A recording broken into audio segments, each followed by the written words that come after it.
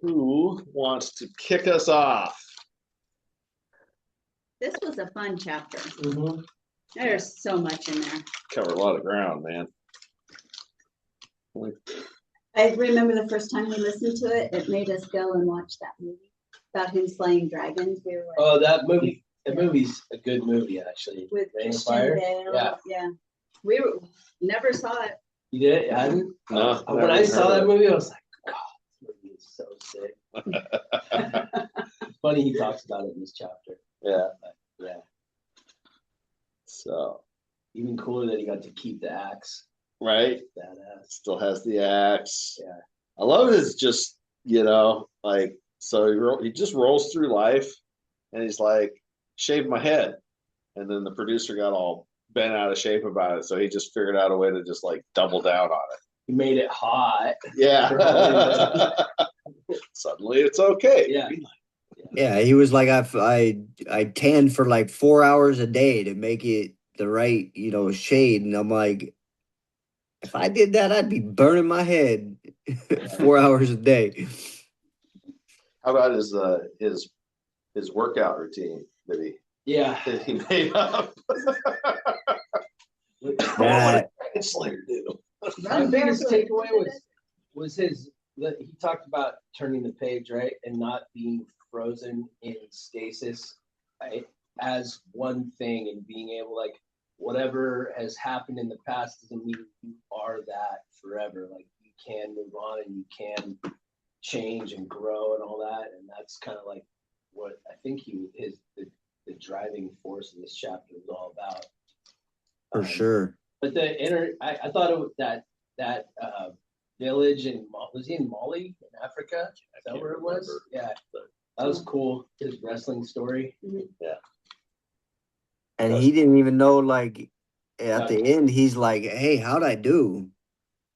And they're like, and his guide is like, you won right away when you took the challenge. Yeah. Because they expected you just to back down.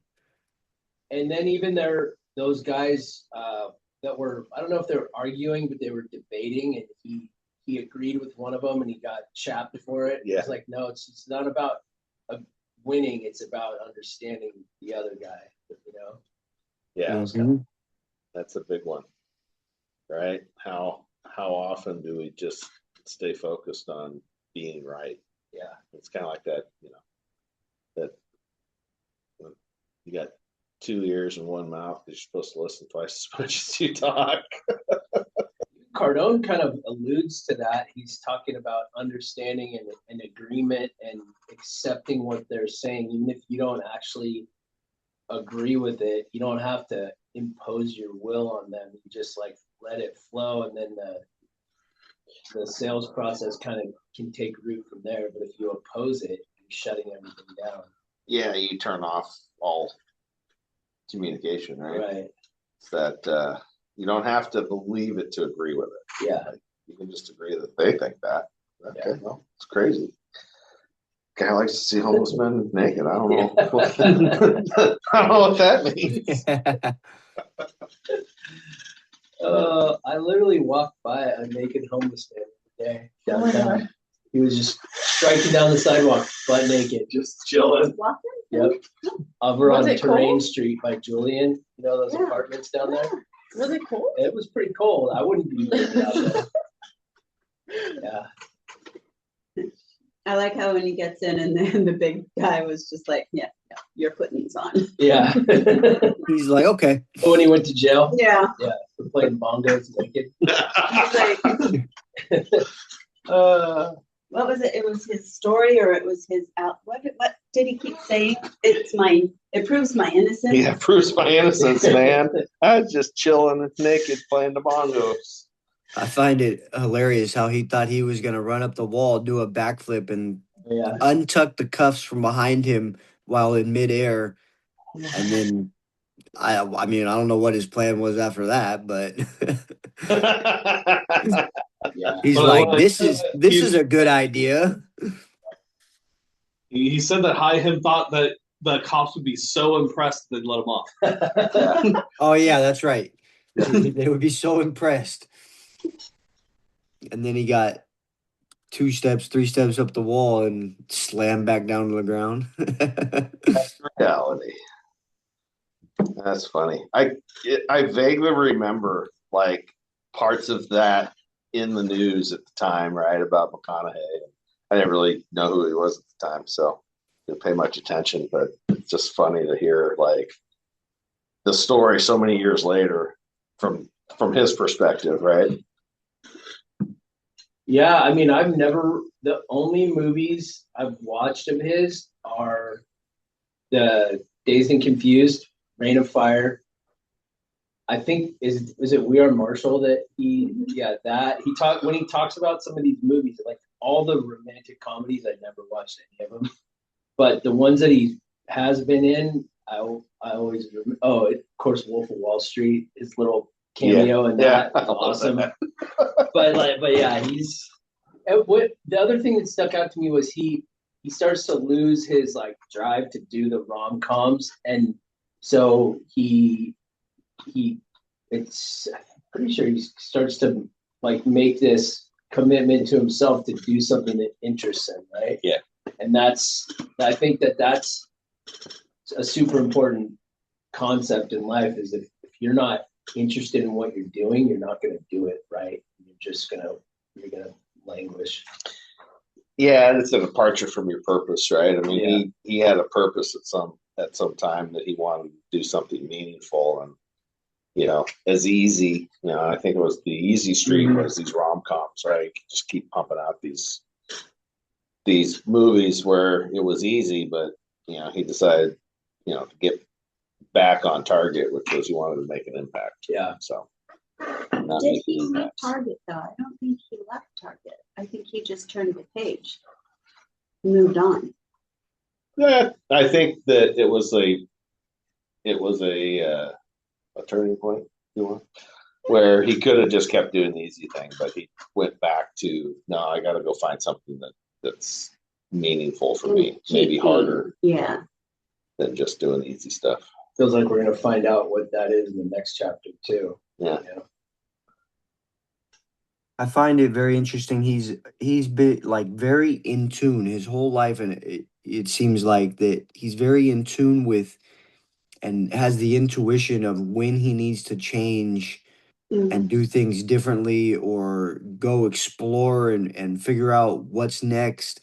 Like, listening to his dreams and, just saying, okay, well, I got to go figure this out. Like, most people I feel like ignore that kind of stuff and they're just like, well, it was just a dream or whatever.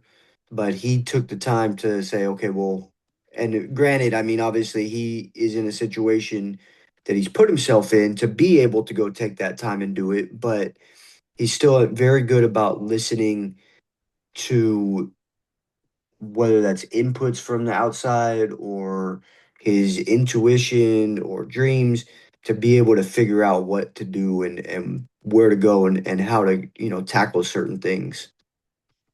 Yeah. Yeah. Oh, totally offshoot here. When was it this chapter when he followed the first dream and he said he was trailing through the jungle naked? That was last chapter. I'm like, who does that? Like with all the anacondas and spiders and ugh. Yeah. He's a different creature, I think. Very unique. He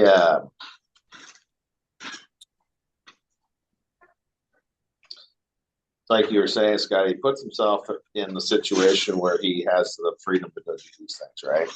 Yeah.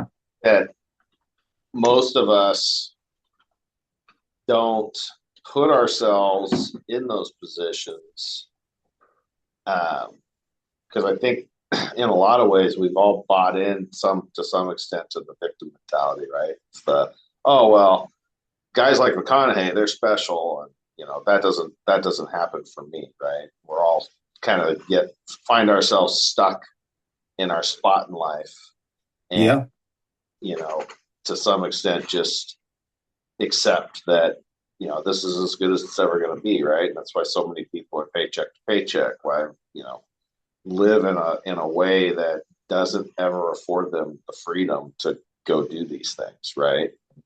Or maybe it's more like, Aaron was talking about giving up an hour of Netflix to go work out, right? And it's not necessarily that we don't have the time, the means, or the availability, but it's we get comfortable in our routine and just accept it, right? Because for whatever reason, those things, going to the football game or whatever it is that you're putting your time into, it becomes more important than building that freedom, right? Yeah. For sure. I mean, not everything has to be a 3-week trip to some remote village in Africa to find yourself. It could be, hey, I need to get out and go for a evening walk and really like try to get in tune and figure out what's next for me or something like that. But a lot of people, they don't even take the time to do that. And like, Aaron was saying, is knocking off that hour of Netflix that you watch every night and being able to, disengage from those things and disengage from social media and what everybody else is telling you should be in this stuff and really being, taking that introspective look at yourself and figuring out what to do. Yeah. And anybody who can do that is going to make a difference in their lives, right? And I think, something else Grant always says is, he feels personally that it's his duty and responsibility to be successful, because if he's not successful, then he's not able to help anybody else, right? It's that if you're living paycheck to paycheck, you can't help anybody else. Mm-hmm. Literally, what can you do other than, thoughts and prayers, right? But if you've gotten past that point in life and you have excess, then you can use that excess to help other people. So I think it's interesting to see the guys that figured it out early on, right? I think McConaughey's a guy who figured it out even when he was young. He had figured it out early on, and he always had himself in a position where he could have that freedom to go do the things that meant something for him, right? Mm-hmm.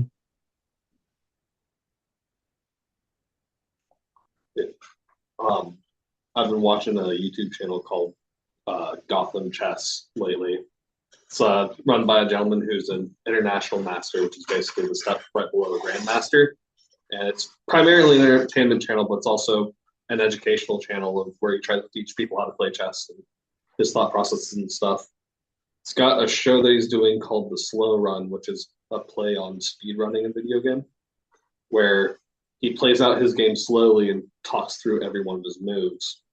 But in that, something that comes up a lot is he'll take advantage of opportunities that his opponents will like put a piece in a bad spot, or they'll open up a weakness in their formation for him to go in and attack and exploit. And he's like, I know a lot of you guys in the chat are being like, when I play against 400, 500, 600 players, they never do any of this stuff. He's like, I promise you they are. I promise you all of them are doing all these exact same mistakes. You're just failing to see the opportunity and failing to exploit that opportunity. Yeah. Yeah, it's just being aware, right? Yeah. Why are you looking at me when you said that? Because I just love it. I've got this weird view right now of just your nose up. I thought he was going to say something about me. Situational awareness. Yes, exactly. We were at like Costco, and he ran right into me, and it was not the other way around.